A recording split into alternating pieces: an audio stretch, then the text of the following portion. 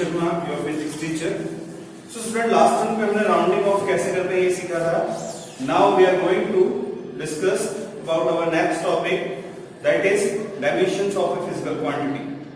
तो देखिए, जब हमने फिजिकल क्वांटिटी पढ़ा था, अब थोड़ा सा चैप्टर के स्टार्टिंग में जा रहे हैं, तो हमने ये देखा था कि वो क्वांटिटी जिसको आप मेजर कर सकते हैं उसको फिजिकल क्वांटिटी बोलते हैं, जैसे लेंथ, मास, टाइम, टेम्परेचर, ये सब फिजिकल क्वांटिटी है।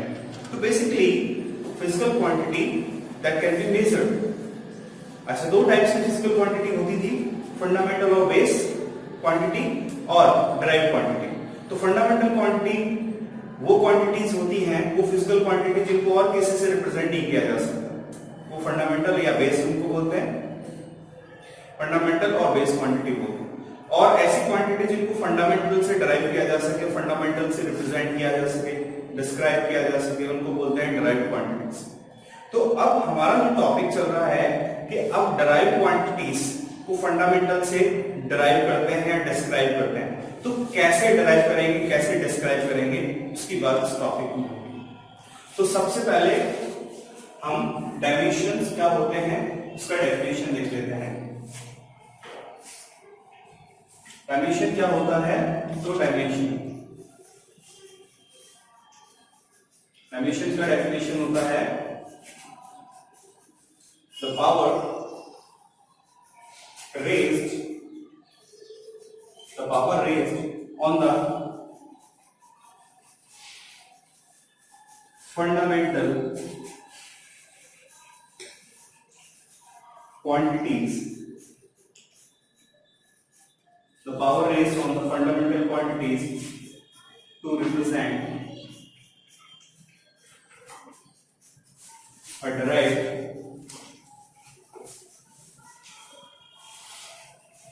quantity known as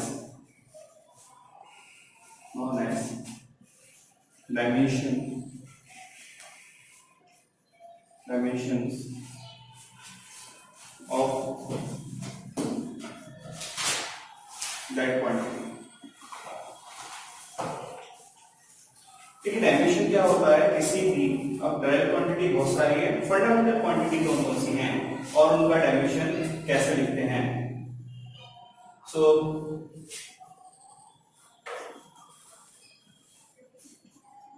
dimension written in square brackets,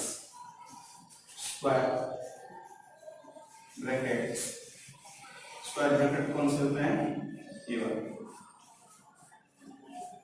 okay, तो हम अब इसको डील करते हैं।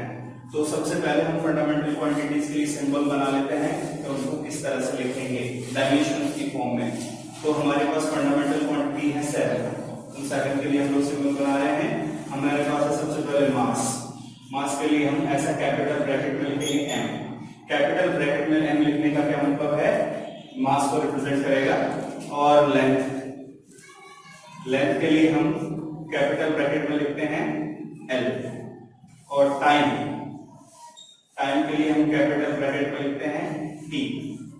और इलेक्ट्रिक करंट के लिए हम यूनिट से लेते हैं और उसको लिखते हैं a, और कहीं कहीं इसको I लिखा होता है, I इसका सिंबल है करंट का। तो a भी लिखा होता है एम्पियर और I भी लिखा होता है। अच्छा, और इसके बाद टेम्परेचर के लिए, क्योंकि T हम ऑलरेडी यूज कर चुके हैं, तो इसको अभी यूनिट ले लेते हैं केल्विन। और फिर ल्यूमिनस इंटेंसिटी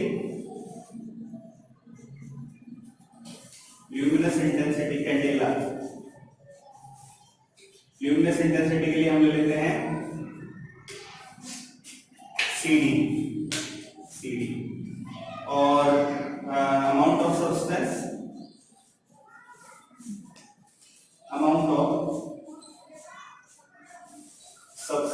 इसके लिए हम ले लेते हैं मोल। कैपिटल ब्रैकेट में या स्क्वायर ब्रैकेट में लिखने से हमें क्या समझ में आता है कि हम डायमेंशंस में डील कर रहे हैं। डायमेंशन क्या होता है और ये डेफिनेशन कहां से आई इसको एक बार अब समझते हैं। फिलहाल हमने सिंबल बना लिए कि ये फंडामेंटल को। अब क्या है, अब जितनी भी डराइव क्वांटिटी वो इनसे डराइव हो, जितनी भी डराइव क्वांटिटी है वो फंडामेंटल से बनती है। अब हमने मान लो यहां पे ले लिया वेलोसिटी। वेलोसिटी क्या होता है, वेलोसिटी होता है डिस्प्लेसमेंट अपॉन टाइम, डिस्प्लेसमेंट और टाइम का रेशियो। डिस्प्लेसमेंट क्या है, लेंथ है। डिस्प्लेसमेंट कौन सी फंडामेंटल क्वांटिटी से बना है, लेंथ से, क्योंकि डिस्प्लेसमेंट को मीटर में नापते हैं, तो लेंथ अपॉन टाइम। टाइम के लिए क्या सिंबल यूज किया है, कैपिटल टी, कैपिटल टी। अब हम इसको कैसे लिखेंगे, वेलोसिटी को हम v लिख देते हैं और इसको क्या लिखेंगे, L1, L की पावर कितनी है 1 और t माइनस 1, ये t ऊपर जाएगा तो इसकी पावर कितनी हो जाएगी -1। अब इसको अगर स्क्वायर ब्रैकेट्स में ऐसे लिख देंगे, इसका मतलब हम वेलोसिटी का फॉर्मूला नहीं पढ़ रहे हैं, वेलोसिटी का वैल्यू नहीं देख रहे हैं, हम ये देखना चाह रहे हैं कि वेलोसिटी कौन कौन सी फंडामेंटल क्वांटिटी से बना है। तो वेलोसिटी किस किस से बना है, लेंथ और टाइम से। तो ये जो पावर्स हैं,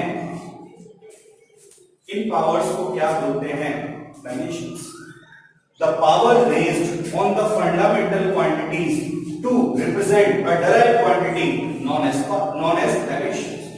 तो इसको कैसे लिखेंगे, velocity, velocity has one dimension of length। Velocity इससे बना है, लेंथ कितनी बार यूज किया है, एक बार। Velocity has -1 dimension of time. तो ये डायमेंशन कौन है, एल टी नहीं, डायमेंशन कौन है, पावर्स। जो पावर्स आपने ऊपर लगाई हैं, तो डायमेंशन कौन है, 1 और -1, ठीक है। तो डायमेंशंस क्या होती हैं, the power raised on the fundamental quantities to represent a derived quantity known as dimension. तो जनरली बच्चे कंफ्यूज क्या होते हैं, डायमेंशन है L1 t -1, नो, डायमेंशन कौन है, 1 और -1। और उसको प्रॉपर वे में कैसे लिखेंगे, velocity has 1 dimension of length, velocity has -1 dimension of time. Okay, अब मान लो आपको एक्सेलरेशन चाहिए। एक्सेलरेशन क्या होता है, एक्सेलरेशन होता है change in velocity upon time, change in velocity upon time. तो अभी हम डायमेंशंस की बात कर रहे हैं, चेंज इन वेलोसिटी हो या कुछ हो, तो हम यहां क्या लिख सकते हैं, वेलोसिटी अपॉन टाइम। वेलोसिटी का डायमेंशन बताइए, डायमेंशन फॉर्मूला L1 t -1 और नीचे टाइम है, टाइम के लिए और लिखिए वेलोसिटी अपॉन टाइम, वेलोसिटी का पहले निकाल लिया। अब इस t को भी ऊपर लेके जाएंगे, बताइए एक्सेलरेशन का कितना होगा, L1 t -2, t -1 पहले से ही है, इस t को और ऊपर लेके जाएंगे, t -1 में एक -1 और ऐड करिए, t -2, करेक्ट। तो ये किसका डायमेंशन फॉर्मूला है, इसको पूरे को डायमेंशन फॉर्मूला बोलते हैं। डायमेंशन क्या है, 1 और -2, ये पूरे को क्या बोलेंगे, डायमेंशनल फॉर्मूला। किसका डायमेंशन फॉर्मूला, एक्सेलरेशन का, ठीक है। इसको कैसे लिखेंगे, acceleration has 1 dimension of length, acceleration has -2 dimension of time. Time है, ये लेंथ है, ओके। अब मान लो आपको बोला गया फोर्स, फोर्स, फोर्स का फॉर्मूला आप जानते हैं, F = ma। जैसे डिस्टेंस अपॉन टाइम वेलोसिटी का फॉर्मूला था ma। मास के लिए, मास के लिए यहां देखिए क्या सिंबल है, capital M, capital M। Acceleration हम ऑलरेडी निकाल सकते हैं, ये L1 t -2। तो फोर्स के लिए स्क्वायर ब्रैकेट में लिख देंगे m1 L1 t -2। This is very important dimension formula, क्योंकि बहुत सारी चीजों को हम डायरेक्टली ये याद रख लेंगे। बहुत सारे और जो फंडामेंटल क्वांटिटी से जो डायरेक्ट क्वांटिटी हमें निकालनी है, फोर्स का डायरेक्ट यहां पुट कर देंगे। इसको कैसे लिखेंगे, force has 1 dimension of mass, 1 dimension of length and -2 dimension of time. That's it. अच्छा, क्या मतलब है डायमेंशन का? डायमेंशन का ये मतलब है कि भाई वेलोसिटी जो है वो इन दो क्वांटिटी से मिलकर बनी है। पहली बात तो ये कि हम कैसे फंडामेंटल क्वांटिटी से डायरेक्ट क्वांटिटी को बनाएंगे, ऐसे बनाएंगे। और दूसरा क्या बताता है? दूसरा ये बताता है कि वेलोसिटी जो है वो टाइम पे डिपेंड करती है और लेंथ पे डिपेंड करती है, डिस्टेंस पे। दूसरा और क्या बताता है? वेलोसिटी लेंथ के डायरेक्टली प्रोपोर्शनल है अगर डायमेंशन प्लस में है तो, और वेलोसिटी टाइम के इनवर्सली प्रोपोर्शनल। डायरेक्टली प्रोपोर्शनल का मतलब आमने सामने, इनवर्सली प्रोपोर्शनल का मतलब अप एंड डाउन, न्यूमरेटर और डिनोमिनेटर। एक को बढ़ाएं और दूसरा कम हो जाए तो इनवर्सली प्रोपोर्शनल, और एक को बढ़ाएं और दूसरा भी बढ़े तो दोनों कैसे हैं? Directly proportional. तो डायमेंशन से हमें बहुत सारी चीजों का पता लगता है, और मेनली किस चीज का पता लगता है कि यार ये जो हम क्वांटिटी बना रहे हैं, कौन सी डायरेक्ट क्वांटिटी, वो फंडामेंटल क्वांटिटीज पे किस तरह से डिपेंड करती है, किन किस से बनी है। अगर डायरेक्टली प्रोपोर्शनल है, इनवर्सली प्रोपोर्शनल है, या कहीं स्क्वायर है। मान लो आप टाइम को कम करें, टाइम को आप हाफ करें और फोर्स 4 टाइम्स हो जाए, फोर्स कितना हो जाए? 4 टाइम्स, इसका मतलब स्क्वायर पर डिपेंड करता है। तो आपको एक फंडामेंटल क्वांटिटी से डायरेक्ट क्वांटिटी कैसे बनाते हैं पूरा आइडिया इससे मिलता है। इसको बोलते हैं डायमेंशंस। अभी और भी है, डायमेंशन फॉर्मूला क्या होता है इसके बारे में डिस्कस करेंगे, डायमेंशनल इक्वेशन क्या होता है, इन पे और अच्छे क्वेश्चंस हम लोग करेंगे, ठीक है।